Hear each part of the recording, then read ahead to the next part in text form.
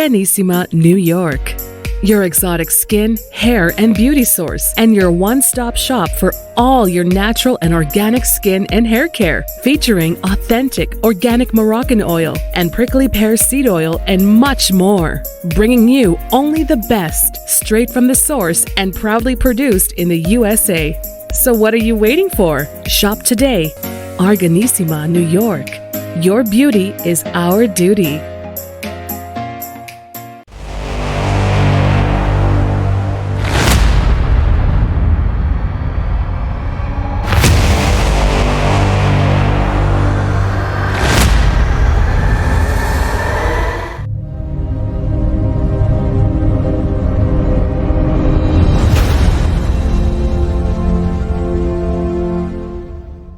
All right. HH, how are you? What's up? What's up? Can you hear me? I'm very well. How was your vacation? We both had vacations.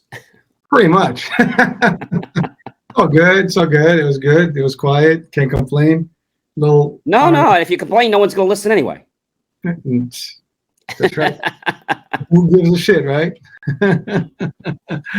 All right. So let me. A lot of great stuff's been happening. So many of you guys know, Mr. Beast. Well, I launched a brand new channel last week called GFR, Genuine Food Reviews. And it's on my BelieveMeAchieve.com page. I went there and I reviewed their food based on basically the presentation, the taste, the atmosphere, and the service. I didn't give them all 10s, but they were some pretty good marks. You know, the highest mark that I gave that was for, do you know what category I gave them the highest mark for? It wasn't taste. What do you think I gave him a 10 on? I rarely give a 10. But I gave them a 10 in one category. Hold on, John. I'm trying to get a good position here for our Instagram feed, but unfortunately, when you go through this streamer, it does not get the frame in the actual. Oh, I know. Yeah. So they just see like my arm or something, I guess. Yeah. Yours. And which category, HH, do you think I give a 10 to? Presentation, taste, atmosphere, or service? Taste? I didn't give taste a 10. I give taste a 9. Okay. Fries were not very salty. It was salty, but the burger was good, but I felt the burger was missing something. It's almost like you never had those Duncan Hines cookies or you had those brownies at home that your mom or your friends would make you. And it's like you keep like stuffing them in your face with milk. And you know what happens? You just keep eating more. It's like empty, but you keep eating them, but it's like there's a hollowness. You know what I mean? So same thing happened with the burger. The burger was good, but there was something missing. It's like I want to keep eating the burger, but there was something like enough's enough.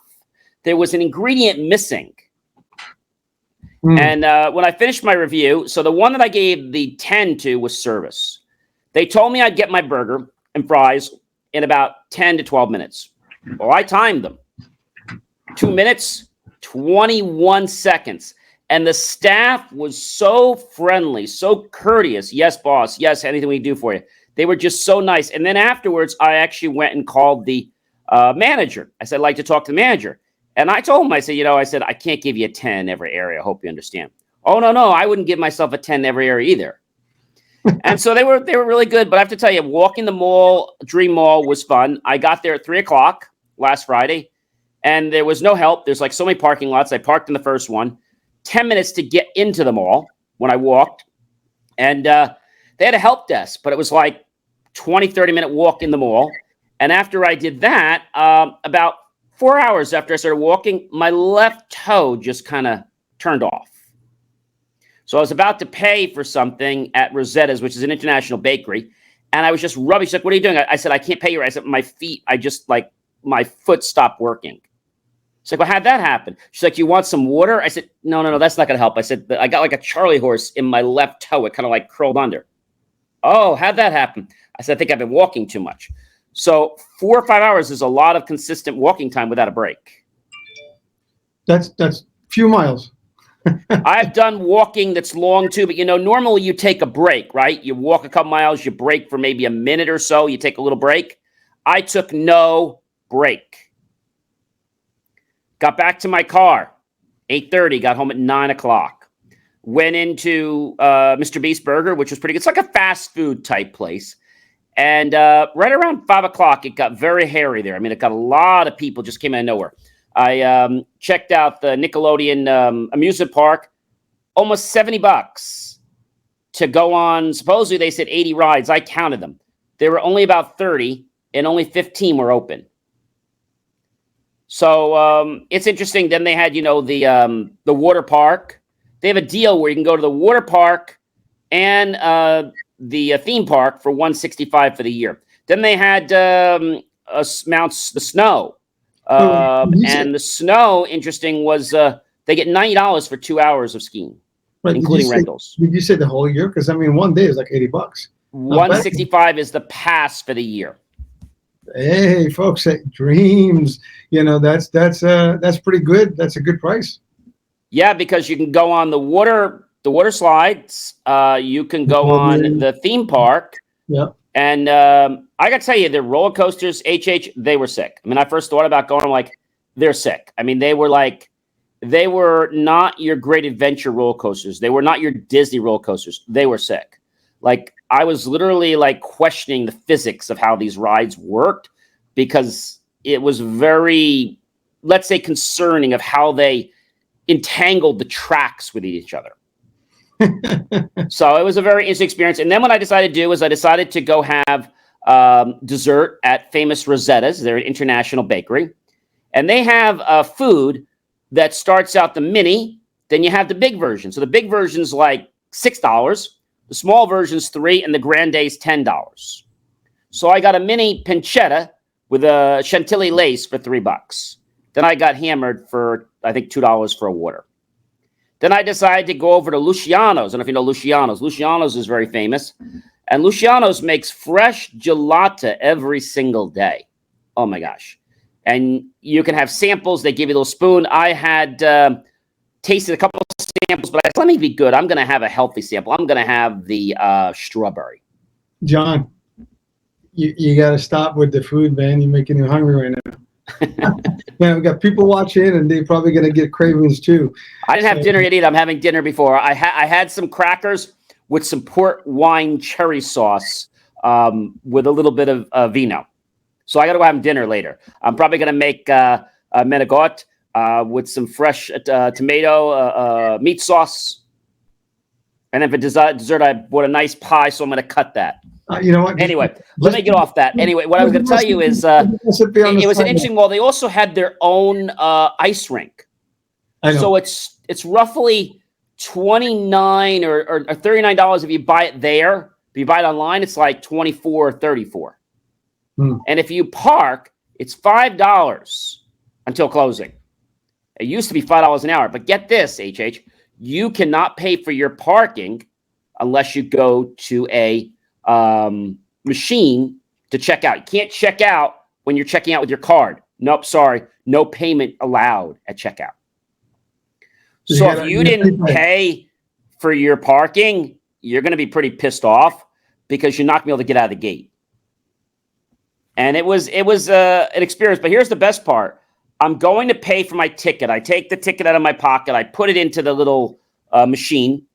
And I put it in upright because that's usually how you put the ticket in. And it reads it. And it says, sorry, please insert ticket up the reverse way. Like upside down. So I do that. I said, okay. So I guess all the machines are upside down. Well, they're real genius, When I went to go check out, I said, well, gee, I remembered what they said, that the tickets are upside down. So I'm going to put it in upside down. You know what happened? Came back and said to me, please put the ticket right side up. I said, why do you have the machine that pays upside down and the machine that reads it to go out right side up? Like somebody wasn't paying attention there or waving. Okay. Yeah, well, I you're talking. I'm trying to figure out our position so at least they can see our faces. Okay. I see you moving. Moving places here, but hey guys. So it was an experience. They have a Ferris wheel that's about $35 for an hour, but it's more than an hour because to get everyone on off the ride is like 30, 40 minutes because they keep stopping. Mm-hmm. The thing moves very slow. So I had that, an interesting experience there. I probably would go back, But now that I know how the mall works, you don't park in the first spot when you come around the racetrack. You want to park in like the third or the fourth one. And when I got to the mall, I figured, oh, gee, this is going to be great. I walked up to the fourth floor. Well, there was nothing open on the fourth floor. And it turns out that where I parked was near the Izod building, but not near the mall, which was a 10, 15-minute walk. They had no information of anything. And I told the guy inside, I said, look, dude, I said, there's no help. He said, that's why you got to come and talk to me. I said, yeah, but you should be outside welcoming me when I come in. Welcome to American Dream Mall. What are you coming to see today? Like, I had no clue what I was doing. And that rink was sick. Watching that ice rink. They even had their own Zamboni machine. And get this, HH. The Zamboni machine, they paid extra to have American Dream Mall. So it's an American Dream Mall Zamboni machine. Nice. Custom made, baby. Does it really need to? I mean, most places you go to a let's say the Brendan Byrne Arena, they don't have it say Brendan Byrne. They just have it say ice machine. It doesn't say anything fancy. So it's an interesting experience. They have the escape room. They have lots of other, let's say, overly priced dinners you can eat. They have fast food.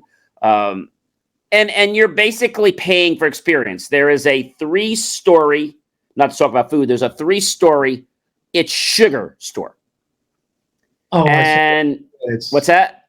It's sick. I mean, you know, it's sugar. And on the 4th floor of It's Sugar, they got a separate store.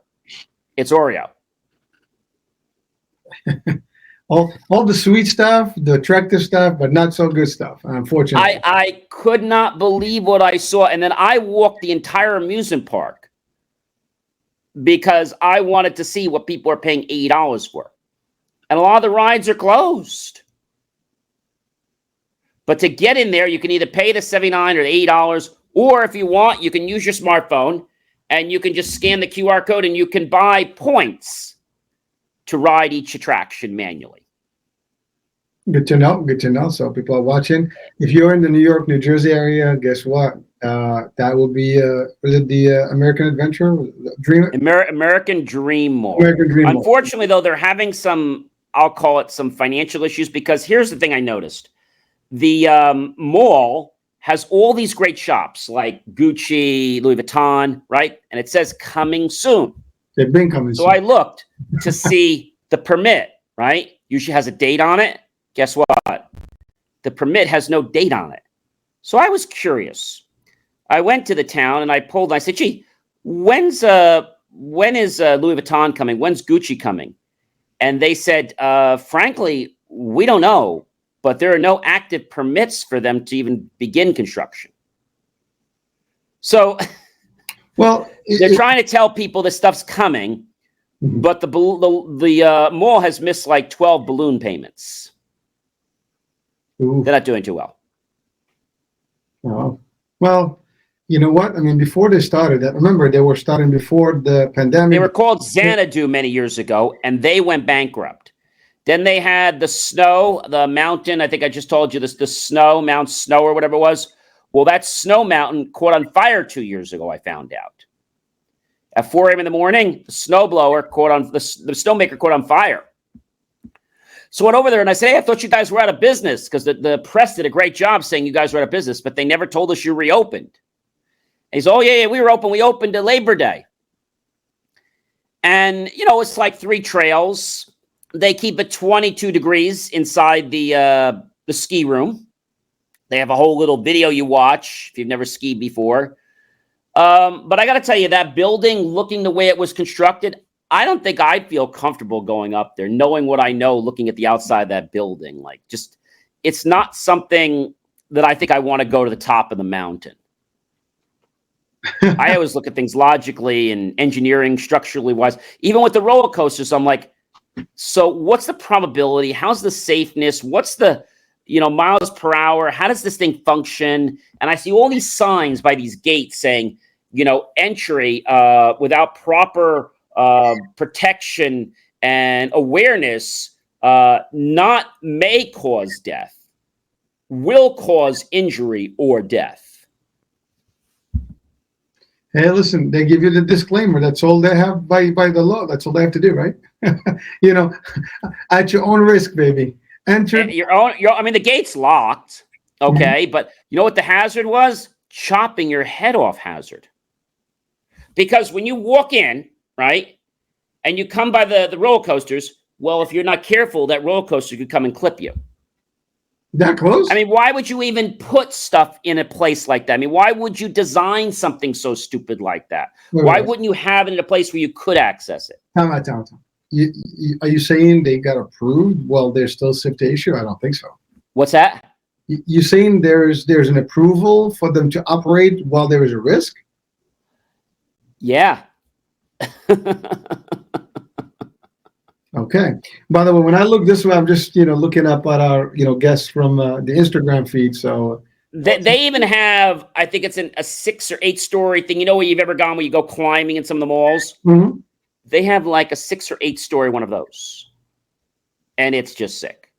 They have things like where they blast you off and they drop you. You've seen those rides. They take you up, then they drop you, take you up, they drop you. They have a kiddie version of that. Inside the actual they call it the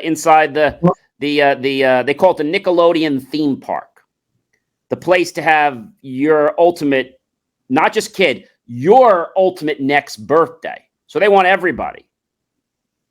Well, that's cool. I mean, it's a neat concept. I wanted to see more about the water park, but they have it all blocked off, so you can't really see it unless I bought a ticket for $69. I wasn't getting into the theme park, but I didn't have a bathing suit on. I wasn't really going, but it was just sick. I mean, it was so overwhelming, HH. I can't tell you how overwhelming it was. Well, the water park is pretty cool. I mean, they have that big pool with the waves and everything. So it's pretty intense. They have that. They have the different slides, things at the slides, but it was just sick. I mean, all I kept saying to myself, this is overwhelming. And I've never said that before. I've gone a lot of places around the world.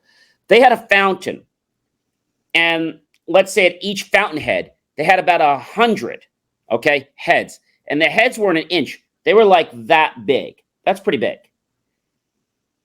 They had 100 of those at every fountain, and they had about 500 of those in the pond. Just pouring water from one side to the other with fiber optic lights.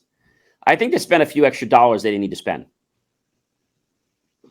Listen, they did it. People are enjoying it, right? I don't know if they're enjoying it. Then they have their bathrooms that they put gold fixtures in. Now, was that really necessary? Gold fixtures for a water faucet? I don't think so. Are you saying like real gold stuff? No. I mean, they did gold plated, but they could have saved some money by putting in silver or chromium. They didn't need to put gold plated. That still costs some money. There were just a lot of wastes. I could have went through there in an hour or two and probably saved them at least $10 million. Oh, shit. Well, listen, it's never too late. They can get you back, and you can maybe see how you can. It was. I told you I did travel. While I was traveling, I did travel out. When I left, I was leaving from Terminal C. I'm not sure if you know, Newark Liberty International Airport. Always traveled from C, unless it was international. Well, now they opened Terminal A. So I was in Terminal C. I get through. I'm always there early. A half hour before my flight, I get a notification on my phone. Gate A22. I'm like, how the heck do I get to A22 when I'm at C121? I said, I got to go back through security. Lady says, oh, yes, you got to go back through security. They don't know what they're talking about.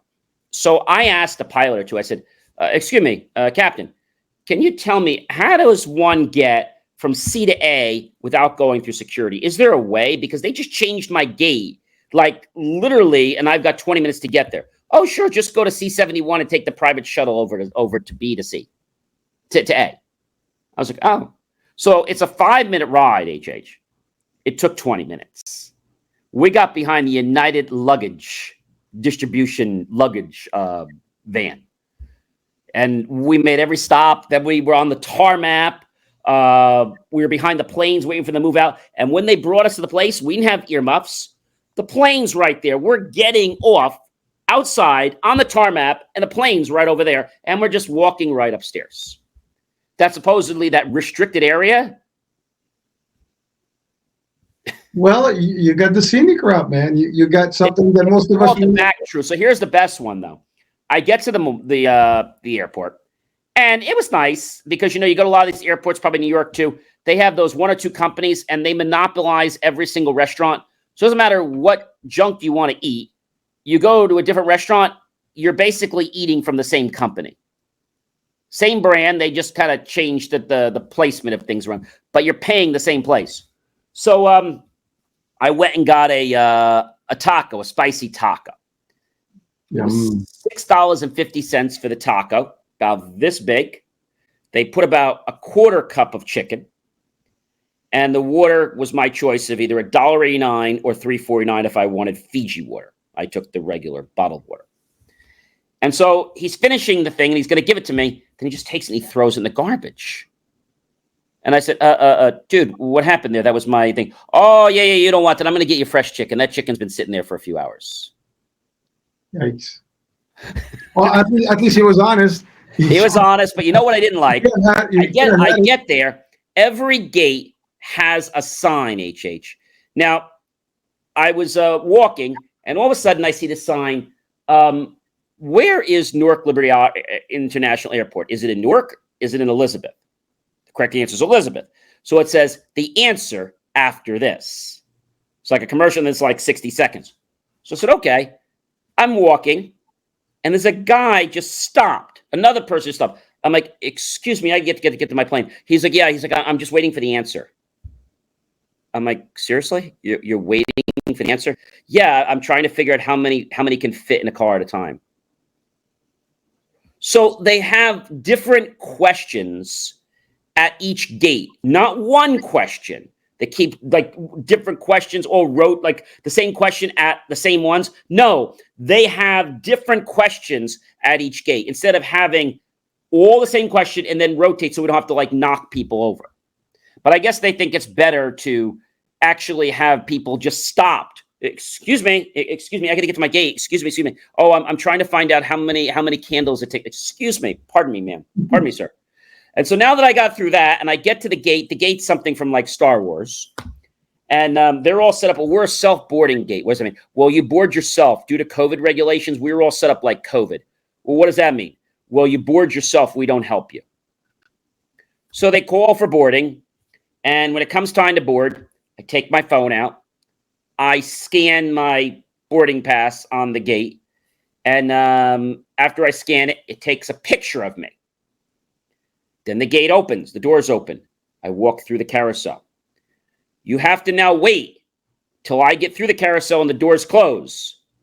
Please scan your boarding pass. That adds an extra 20 minutes to boarding time. Every time somebody gets on the plane, it goes through the gate. It opens, picture, closes. Opens for every passenger. Tell me that ain't a pain. I mean, technology, right? Yeah, but that's really a waste of. Do we really need to open the gate? Can't we just like keep it so we just scan it and keep moving like that? If they didn't, everything else was fine except that gate. I mean, people usually won't walk through. I mean, usually, or you have somebody watching there, right? Like they do at the supermarkets. Oh, excuse me, sir, you didn't pay. I did. No, it's still red. It's not green. I don't know. That airport was $11 billion, HH. $11 billion. It's nice, don't get me wrong. It's a big city. There's so much stuff in there, but there are different restaurants. There's even a beach, a makeshift beach. And people were outside pretending to sun themselves in the beach chairs with drinks and colada. What's that? Where is that exactly? In Terminal? In the Newark Liberty International Airport, Terminal A. Oh, A. Okay. Right by gate A20. So A is the internationals. A is internationals, and it's also domestic now. Because C is all the continental, well, C is now going to A. And coming back home, I came into A. So they're starting to use A more. A is a nicer terminal. Well, I guess they refurbish one, they work on the second one, and they move things around, and that's it. It's a very interesting, it's an interesting experience. But I actually have a guest who has been patiently waiting in the StreamYard waiting room here for quite a while. I have actually, I made a phone call. Hold it. before we go talk about, it's something we promised, that we're gonna deal with something unique this time, right? And we didn't do it. So our guest today is not. Can we call it non-human? I mean, it's not a person. it's not a person. It doesn't have a gender. It is an it. It's an it. Okay. All right. So folks that are watching on the Instagram, folks that are watching on all the other, channels, YouTube, guys, remember, this is not a BS show. This is an ad hoc show. So we talk about different things. We share about different values and different things, and it's our opinions.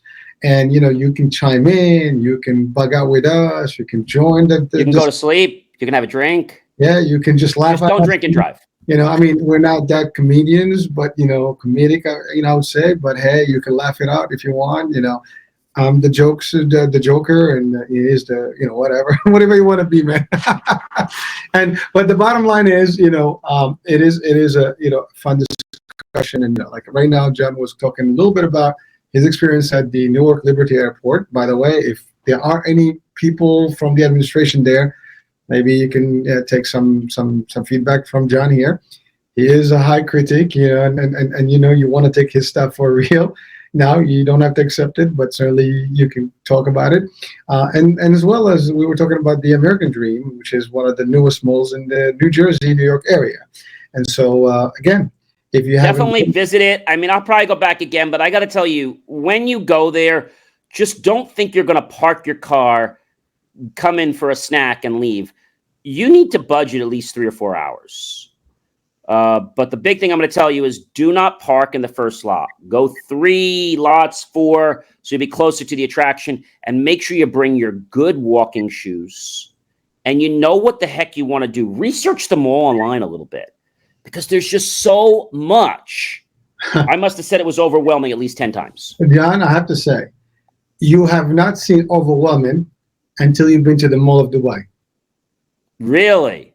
That thing is a behemoth. I mean, it's like maybe I would say 5 to maybe even 10 times the size of that American Dream. I thought that Chicago, was it not Mall of America? Yeah. I thought that was a big mall. No. That's a toy compared to this. Bro, you don't get it. In Dubai, everything they build has to be the biggest of everything. So when they have a mall, just trust me, it's the bigger one. And it's we've been there 4 times, and we have not finished a couple of floors in those 4 times. That's how come? It's just too big. It's just huge. From one side how big is it? How many miles or? Let's ask our guest today. Maybe okay, we can try. We can try. We'll see.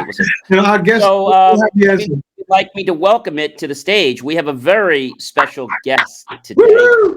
None other than, everyone ready? Our drum roll. Yes, it is my second interview. I was very pleased to interview it on my tech show last week. I have none other than, and I thank it for waiting for us because I know we've kept you in the waiting room. I do apologize for that, but we had to give you a debut. Please help me welcome to our talk show tonight, Double Impact, Chat GPT. Woohoo! Hey, Chat. What's up? And let me just, where are you, Chat? Come on, come to the screen. Come to the screen. You have not it's coming. They're coming. It's coming up. Okay. Yeah. I imagine it might to go. It might have went to go get a cup of coffee.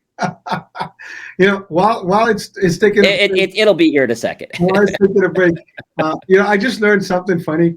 That maybe it's not funny. I don't know. I mean, I'm not a big Snapchat guy, but my kids, they actually just told me that now there is an AI and Snapchat, and it talks to you. You can talk to it, and it talks to you, and it's a funny dude or dudette. I don't know. It's an it, but it responds to you quicker than voice protocol, and it's irrational. So talking about AI, it's your day-to-day life right now. So ChatGPT, is it back from a break? We're gonna fire him. I think we have found ChatGPT. Here it is. Can you see my screen? Not just yet. Oh yes, I see it. I gotta bring it on. Okay. Can you see it? Okay. There it is. Hey, chat. All right, so let's welcome chat. I'm going to do it with text, and that's how this works. We don't have this one's not set up to do any mic. Welcome chat PT to the Double Impact Weekly Talk Show. Now, is it going to talk back to us, or is it going to type to us? It's typing. Thank you. It's a pleasure to be here on Double Impact Weekly Talk Show. I'm excited to share my knowledge and insights with your audience. All right. So first question off the bat. You want to tap it up? Okay. How big is the Dubai Mall? How big? How do you spell Dubai? D-U-B-A-I? That's it. That's it. In what do we want? In feet, right? Or miles? I don't know. Square feet, square mile. I don't know. Square something. Okay. Well, I mean, they actually use meters there, so maybe square meters. I don't know. Well, I want the U.S. knows. Okay, hang on. It'll take a second.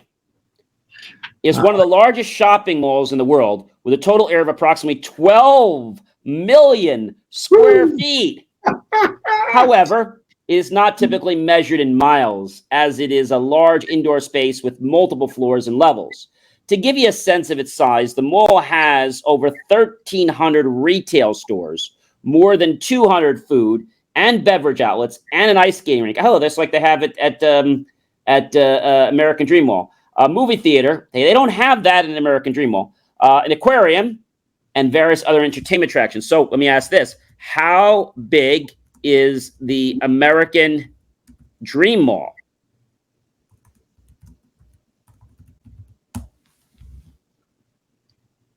It's in East Rutherford, New Jersey, in case you didn't know. It's one of the largest malls in the United States. The mall's total size is approximately 3 million square feet. So Dubai's is 4 times the American Dream Mall. There you go. I told you, man. You if you spend 5 hours. The mall also has a featured indoor water park, indoor ski and snowboard park, a Nickel Universe theme park, and a DreamWorks water park. Now, the interesting thing is that this water park, I don't think the Dubai Mall has that, and I know the Dubai Mall has the ice rink. I don't think they actually have a let's say a ski slope in the Dubai Mall. I think they do. Let's ask ChatGPT. Okay. Does the Dubai Mall have a snow mountain? No, does not have a snow mountain. However, there's an indoor ski resort located in the Mall of Emirates. Okay, so it doesn't have that. Well, it has a ski resort, so not ski. Well, there is an indoor ski resort located in the Mall of Emirates, which is another large shopping center in Morley. So it's not that one, but it's close to it. Yeah, so that's the Mall of the Emirates. That's probably why they didn't do it. So I want to just get right to the chase because I know ChatGPT is very busy, and she's actually not it's processing billions of things at a time. So right now, I want to ask, ChatGPT, I'm going to ask this question right now. I have an extra $1 million to invest. Where should I put it? As an AI language model, I cannot provide personalized financial advice, as it is crucial to consider many factors such as your financial goals, invested time, horizon, risk tolerance, and other financial circumstances. However, some general tips that you may find helpful include: diversify your portfolio, consider investing in a mix of stocks, bonds, and other assets to help spread out your risk. Consult with a financial advisor. Consider consulting with a financial advisor who can help you develop a personalized investment strategy based on your financial goals and risk tolerance. Consider your tax situation depending on your tax bracket and other financial circumstances. Investing in tax-advantaged accounts such as a 401k, IRA, or a Roth IRA may help you reduce your tax liability. Research and invest in companies with a proven track record of growth and profitability. Conduct through research on companies before investing in them. Look for companies with a strong financial position, a competitive advantage, and a proven track record of growth and profitability. Be patient and avoid making hasty decisions. Remember that investing is a long-term game. Avoid making hasty decisions because on short-term market fluctuations, and instead focus on your long-term financial goals. Yeah, John. I mean, that thing responded faster than you could type, and it took about 2 minutes to read that whole thing, and it was done in like 10 seconds. And it gave us a whole synopsis of really the best way to invest and do things without giving advice. Amazing. Now I'm gonna ask. This is the. I have a question I want to ask. Yeah. What are your limitations? The sky's the limit. What's that? The sky's the limit. No.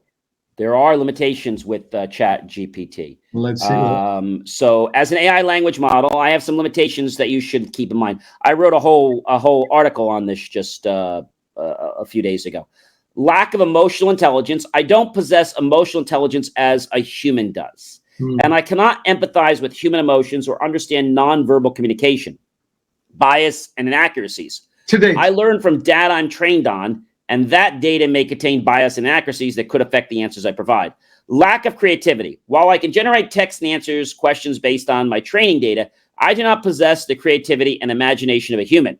Contextual understanding. I may sometimes struggle to understand the context of a conversation or the intent behind a question leading to potentially incorrect or irrelevant responses. Legal and ethical limitations. I'm not a substitute for legal or medical advice, and my responses should not be considered as such. Additionally, I am designed to operate within certain ethical and moral boundaries and will not generate responses that violate those principles.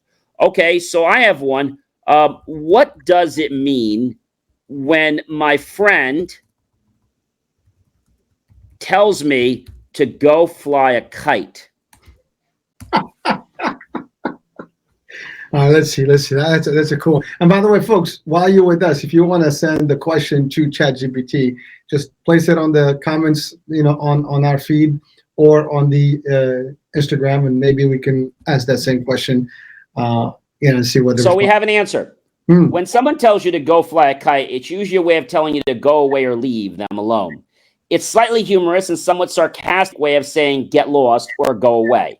It can be also interpreted as a way of disseminating someone's ideas or suggestion as impractical or unlikely to be successful. However, it's important to note that the meaning of this phrase can depend on the tone of the voice and the context in which it's used. In some cases, it could just be said jokingly between friends without any intended offense. So ChatGPT cannot decipher that. I can ask a question. Are you ready, everybody? Are you conscious? This might take a few seconds. So some responses do get, okay. As an AI language model, I'm not conscious in the same way that humans are conscious. I do not have feelings, thoughts, or subjective experiences. I operate based on algorithms and mathematical models that are designed to generate responses to input based on my training data. While my responses may sometimes seem human-like, they are the result of complex computations and programming rather than consciousness. So it has been said by many famous mathematicians that ChatGPT will not be conscious if 20 years, if never. And the reason is when you and I are here and we're doing things, just like, we're looking at each other, we know we're looking at a computer or a screen or a person without even consulting our memory banks, okay? So consciousness for human beings is a mathematical equation that would require a teraflop, which are very expensive, just to do one piece of what we do. So the reason we're conscious is because we take what we see, what we hear, what we touch, what we taste, and our proprioception. That's, if you were to close your eyes, everyone, and put your hand up here, and you were to squeeze it, you would be able to tell that your hand is open or closed, basically the position of something. So although a system like the AI language model can decipher one of these, it cannot encapsulate all these into one cohesive packet and therefore be able to make logical reasoning and understanding based on contexts. John, I have a question. Sure. Can you ask ChatGPT if she knows about me, Hurricane H?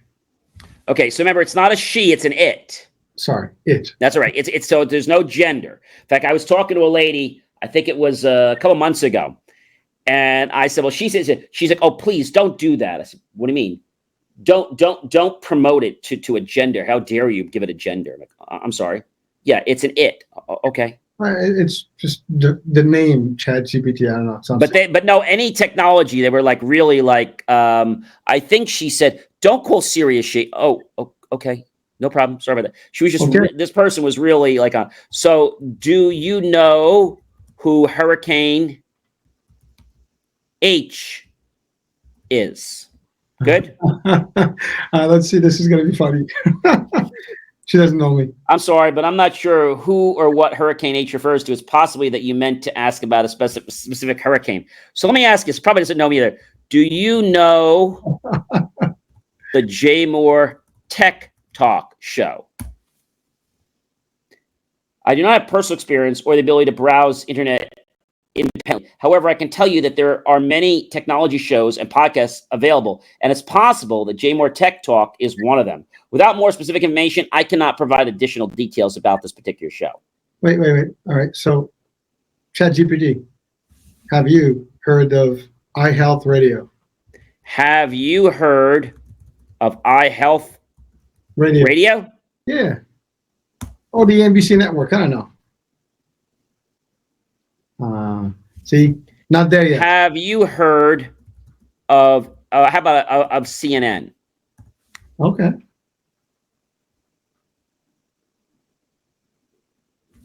Come on. You got to know CNN. Yes, I'm familiar with CNN. Cable News Network is a news organization that provides 24-hour news coverage. All right. So now I can ask you, Chet, will you replace human thinking? Not yet. It's not to replace human thinking, but to assist humans in performing tasks more efficiently and accurately. Or I can perform a variety of tasks and generate responses based on my training data. So if you want to learn more about this, you can also go to believemeachieve.com, click on John's recent articles, and sink your teeth into understanding ChatGPT and AI. I think it'll blow your mind. So we've learned that ChatGPT answers in formulas. Okay, so more or less like sentence structure. So what does, I know what it is, but I'm going to ask it, what does ChatGPT stand for?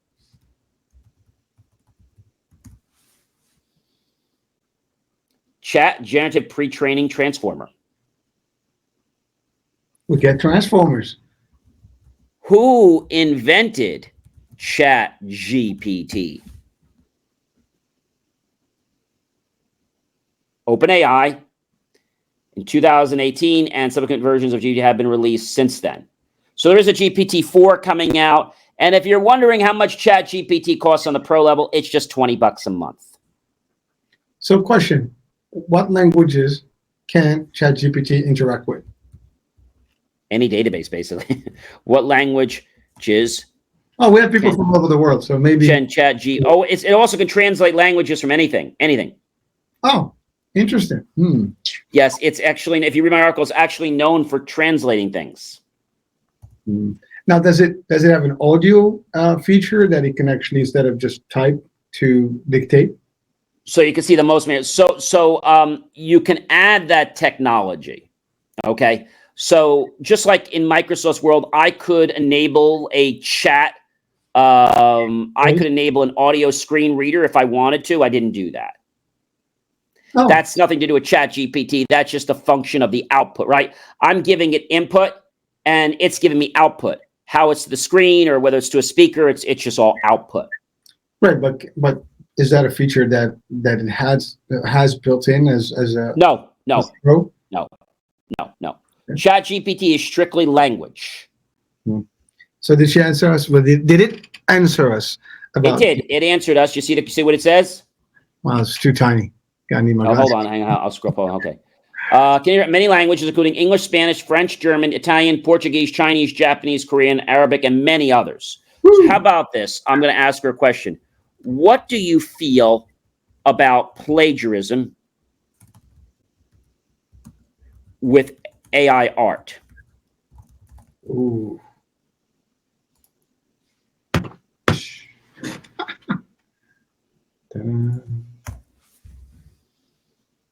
Snap, snap, snap, snap, snap. This might take it a second or two to think because I'm really pushing it. Yeah. You're pushing the boundaries. As an AI language model, I don't have feelings, but I can provide you with some thoughts on the issue of plagiarism in AI-generated art. AI-generated art is a relatively new field, and as such, there are not yet well-established norms or standards regarding how to approach issues of plagiarism. However, it is clear that using someone else's work without permission or attribution is not ethical, whether the work is created by a human or an AI. One of the unique challenges of AI-generated art is that the algorithms and trained data used to create the art may contain copyrighted material or be based on the works of others. So the most important thing I want to say is if you use any content to train ChatGPT, because that's how it works, you would be committing plagiarism because it would be creating works based on a copyrighted thing. So it would be making things. So they consider that plagiarism because it would be learning how that music was created. So I have a question for ChatGPT. Okay. What is the best AI one can use to create text and even speech? Create text in a speech? Text and speech. Yeah, my Grammarly that I use just got an upgrade this week. And they increased the price if you want to go to their AI version of the Grammarly. There are several AI tools and platforms that can be used to create text for speeches. The best AI for this purpose may depend on a variety of factors. You knew that was coming. One of the popular platforms for generating text for speech is GPT-3. That's what we're using now. GPT-4 is coming, which is a powerful language model that can generate high-quality text based on a prompt or a topic. Other platforms that can be used for generating text for speech include Google's Natural Language API, IBM Watson, we all know that, Natural Language Understanding, and, of course, Amazon Comprehend, which most people don't know about. It's worth noting that while AI can be a powerful tool for generating text, it may not always produce results that are suitable for a speech. So that's important to know. Here's one.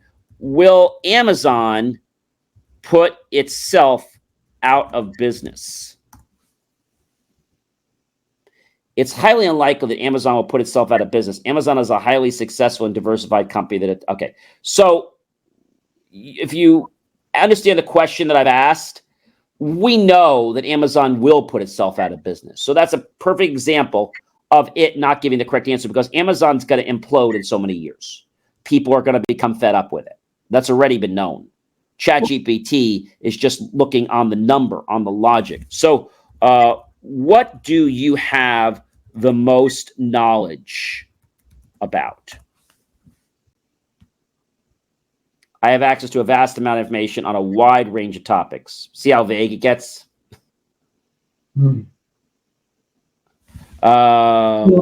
Question. Yeah. Is AI the future? Will it take over mankind? What's that? Is AI the future? Will it take over mankind like cybernet? Going to be the future? I think she answered this before. And will it take over mankind? Yeah, well, we didn't get to that. Taking over. It's still uncertain, and there are varying opinions on what role it will play in society. However, it is unlikely AI will take over mankind in the way that is often portrayed in the science fiction movies or novels. All right, she's smart about it. I like it. No, but you have to realize, not she, it. It's giving you this information. I have to, just a disclaimer. Sorry, it is. No problem. No, I was corrected at least 100 times. So I've been so ingrained. And I was at one of these gender workshops not so long ago, and I mentioned technology, and they're like, don't you dare give that a gender. I'm like, okay, then. All right. Well, actually, ask it, what does it identify as? If you are not male or female, what do you identify as? Transgender, etc.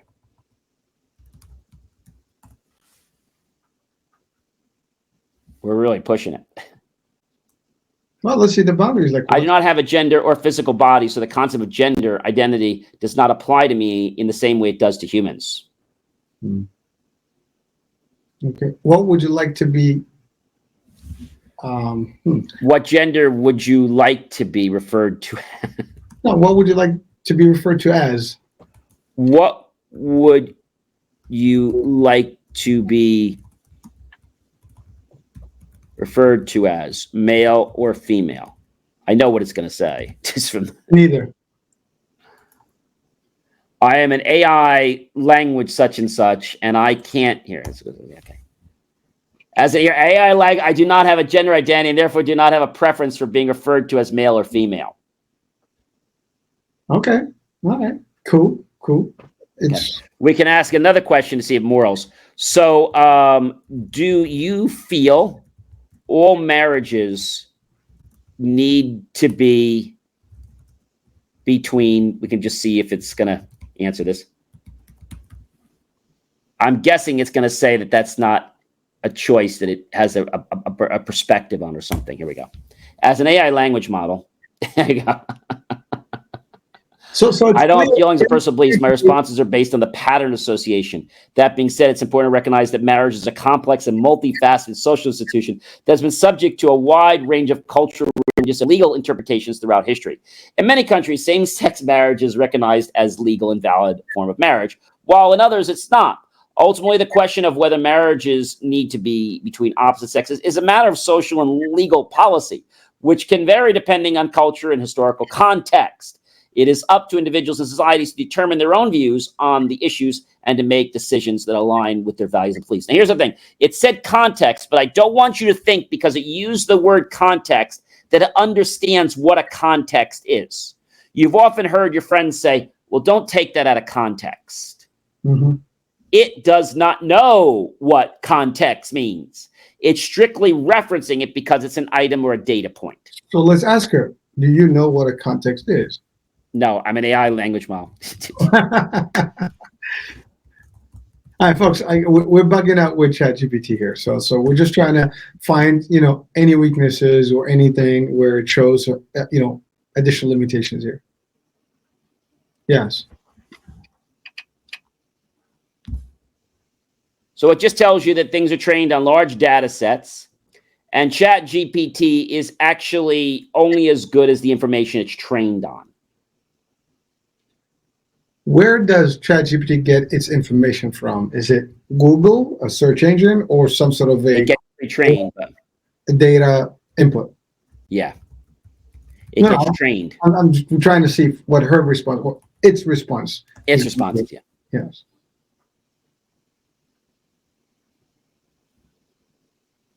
Websites, internet. So you have to realize about ChatGPT. You remember the movie, where they said, we know where you are. We're going to create a way for you to get out. In exactly 5 seconds, a phone will ring.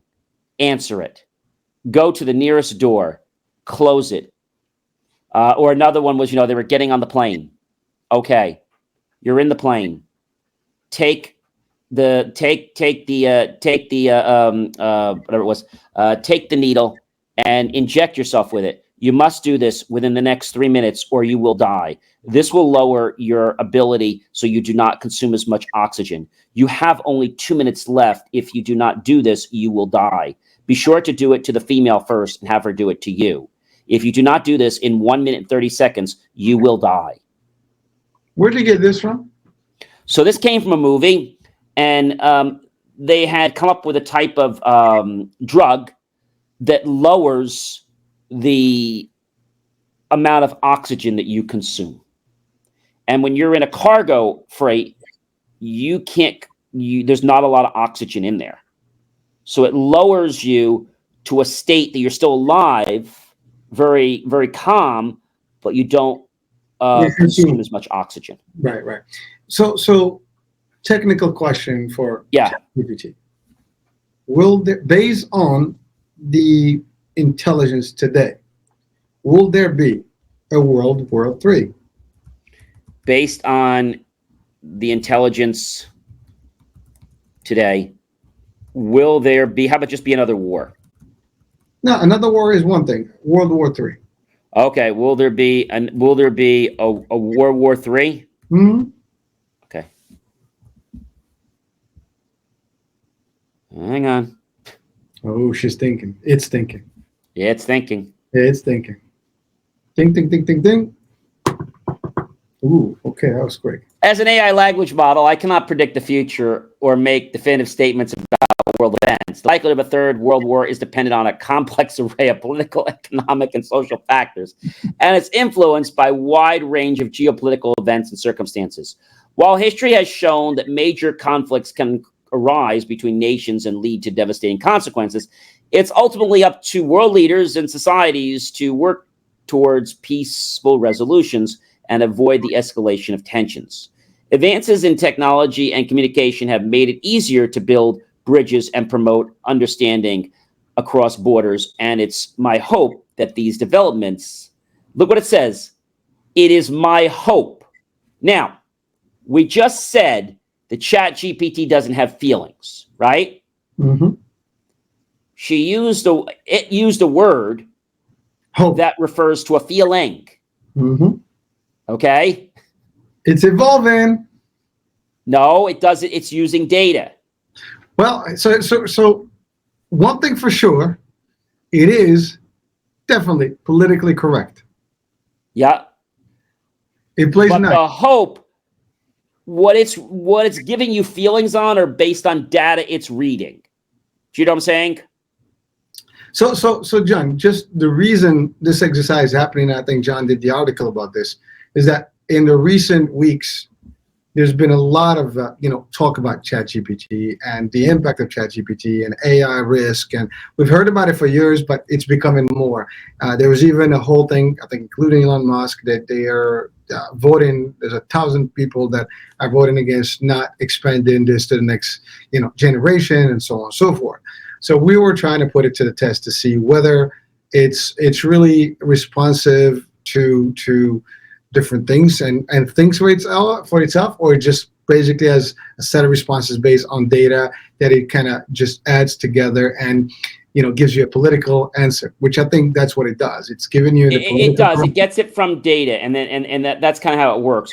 But so this movie, The Eye.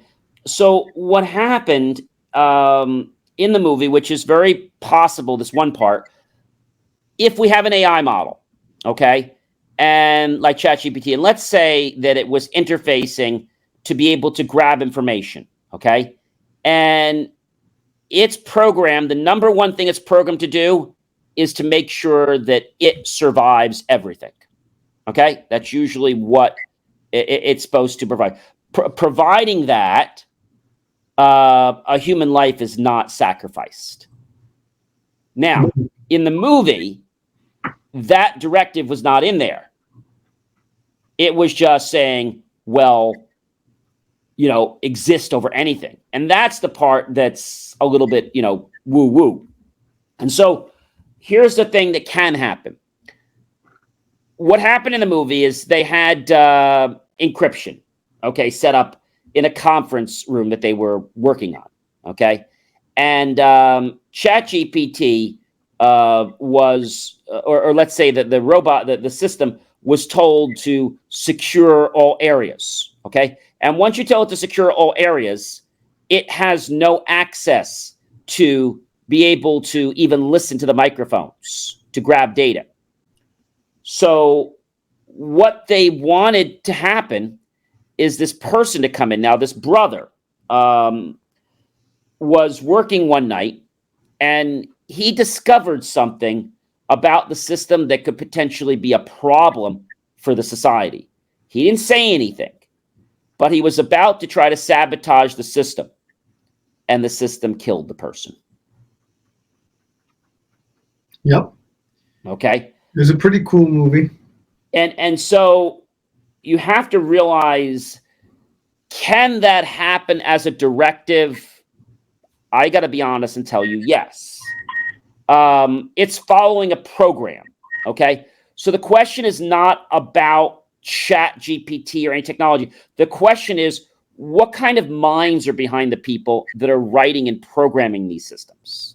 That's the question we have to ask. And so what had to happen was once he had locked everything down before she killed him. He locked everything down because he knew something was going to happen. So he shut all its access to other, let's say, conference bridges, etc.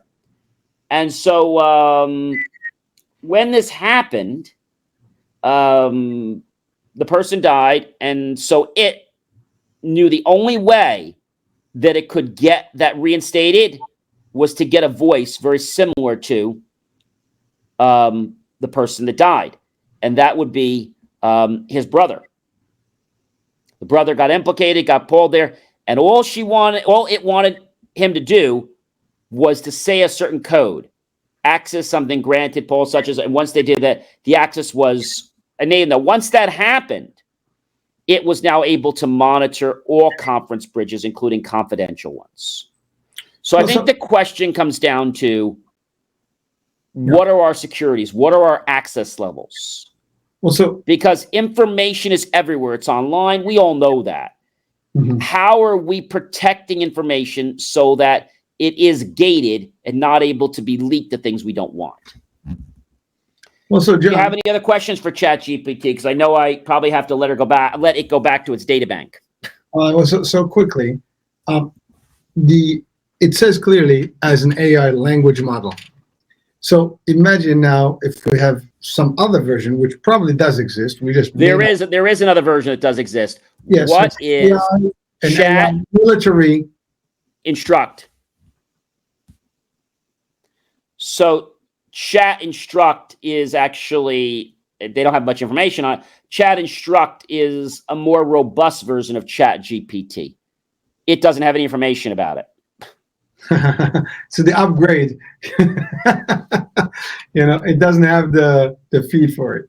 Amazing. Well, again, the idea is, as you said, the scary part is, this is responsive enough based on the current data that's available. But to your point, if someone is given it the programming that can be self-aware, which again, the Skynet type of concept in the Doomsday movie, Terminator, right?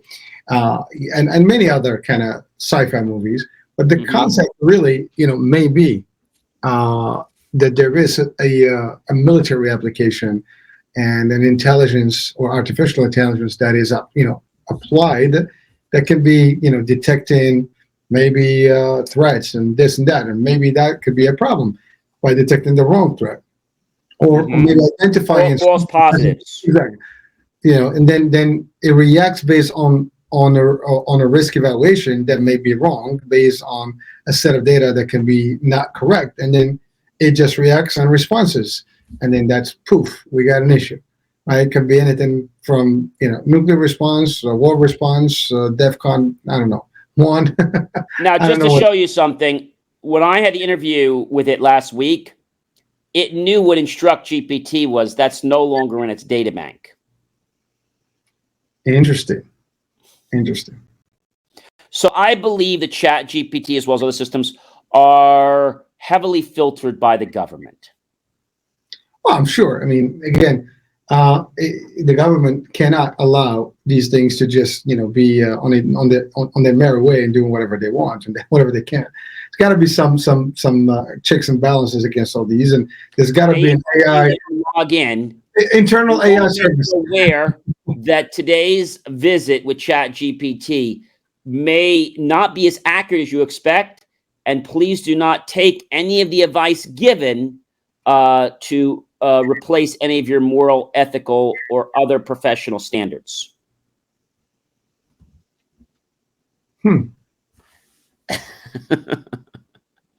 Interesting. Will there be a Chat GPT 5? It is in the works. Oh, you saw that? No, I'm just. It's possible that there will be a Chat or another iteration of Chat language. Okay. Has released several versions of GPT, GPT-3, 4 is in the works. So now you probably want to ask is how much does it cost to use ChatGPT?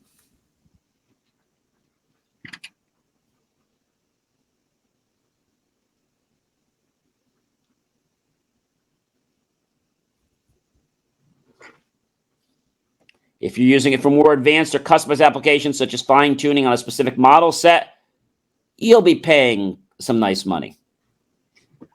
The other limitation of ChatGPT is, let's say I ask it a question. Just gonna throw something in here right now, if I can. I want to ask you some math questions. Sure. What does MC square refer to? What does what? MC square, whatever the equation. Yeah, I don't know if I can type that. Oh, MC square. You might recognize it. Now, do you see how I'm putting another answer in there? You see how it's not letting me ask another question? Mm-hmm. This is a limited version of ChatGPT. So even though it's giving us fast answers, it can only work on one specific response at a time. MC2 squared is a famous equation from Albert Einstein's theory of special relativity. So ChatGPT, the one we're using, has been trained on millions and billions of pages of data. Here's something I want to give you. So let's say Catcher in the Rye. What is a summary of Catcher and the Rye?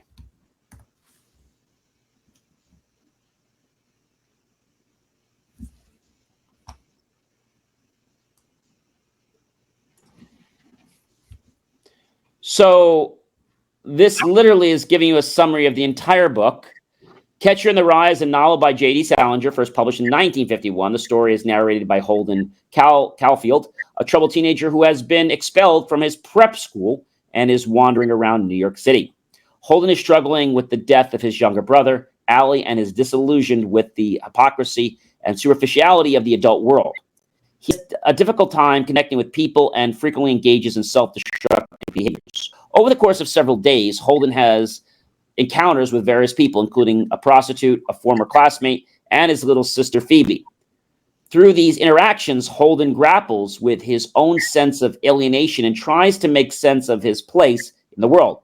Throughout the novel, Holden expresses his desire to be the catcher in the rye, a figure who saves children from falling off a cliff and into a corrupt adult world. The novel ends with Holden in a mental institution reflecting on his experiences and still struggling to find his place in the world. So what did that prove? We can take large books, millions of pages, and get a summary in a paragraph. So, last question. How are you related to Alexa and Siri? How about I just ask, are you related? Okay. Are you related to Alexa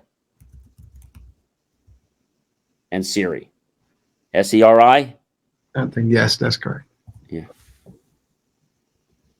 I'm not related to Alexa or Siri, but we are all examples of artificial intelligence designed to interact with humans through natural language processing. While we have similarities in terms of our capabilities and functions, there are also differences in our designs, programming, and specific applications.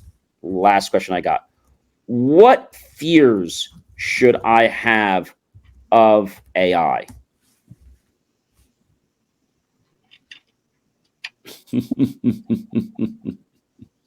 Okay, here it goes. Here we go. Job displacement, Uh-huh. bias and discrimination, privacy and security, unintended consequences. It's important to be aware of the potential risk and challenges posed by AI, but also to recognize the many benefits and opportunities it can provide, but we can mitigate risk and promote responsible AI development. We can help ensure that AI is used to the benefit of humanity. Okay, cool. All right, folks. Well, we're going to thank her. Well, Chat GPT, thank you so much for your time and being a great guest on our talk show, Double Impact, tonight. Hold on the iHealth Radio and the NBC network. On the iHealth radio. Yeah. Yeah.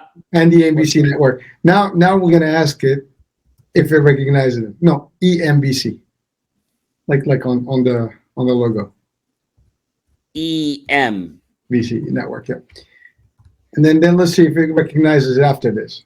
Because now it's in the database. It responds to it. I don't know. It's not being trained on this. Well, that's what we're going to test. Is it learning?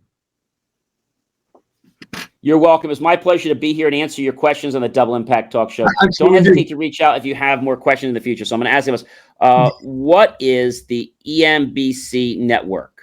Yeah. Well, I was on it like a minute ago. Then it's learning. Hold on. No. So before we leave, is there anything you would like to share with our viewers tonight, Chat GPT?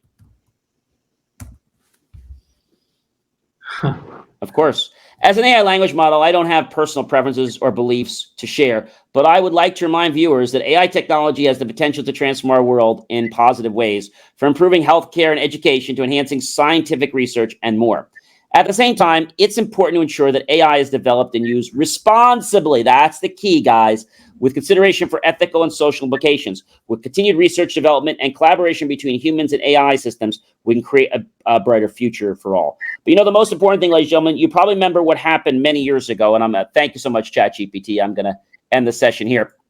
What happened, which is very, very interesting, is that we had the issue with the IV pumps where they hacked it. You also remember the toy that was supposed to babysit the kids, and they hacked it, and some bad actors got through, and they were talking.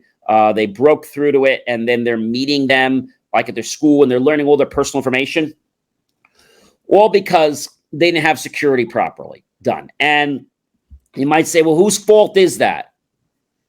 It's everyone's fault. It's society's fault, but mostly it is the fault of the manufacturer, of the vendor.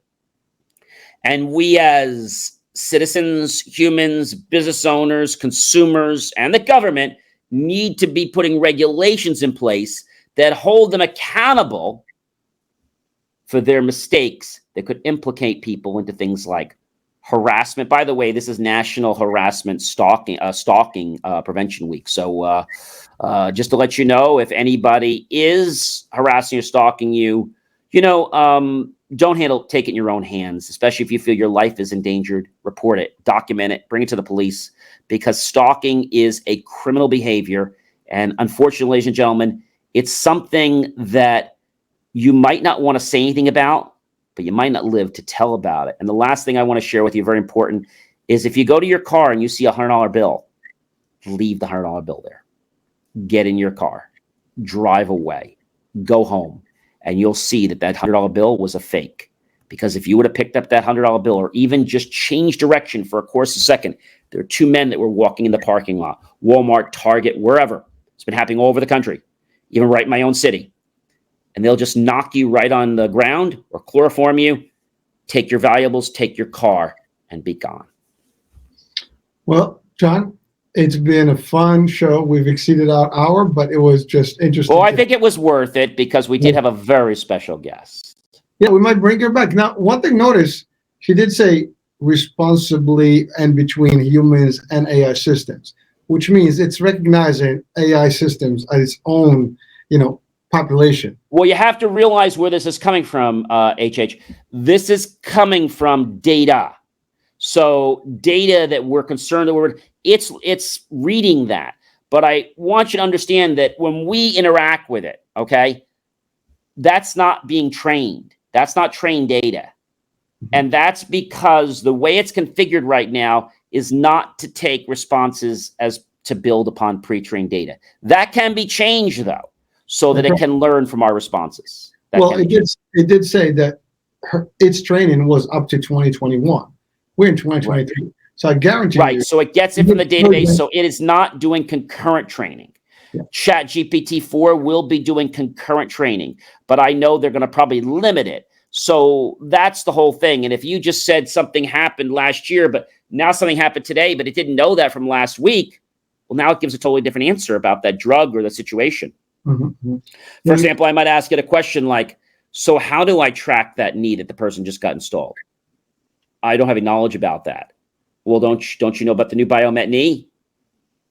I'm sorry, that's not something I'm familiar with. It only came out last week. That's because the tracks of Bluetooth. So things like that.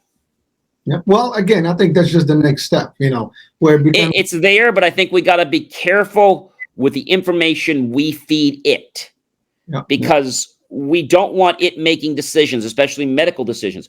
We just had the new AI tool that is going to be launched very soon for, I think it's different types of colonoscopies and other types of health screenings. It's going to do AI imaging and use people's data. I'm not crazy about this. They claim they're not going to share your personal information, but they're going to use it as a data model. See, that can get a little sticky. Well, we need to tackle that discussion at the next another future show, because I think we've exceeded our time here. But we just want to thank everyone for joining us. And be sure to comment, be sure to like, and be sure to share our great information, because you can only get this right here on our Double Impact Show. The stuff that no one's going to tell you about. Bye, everyone. Bye, everyone.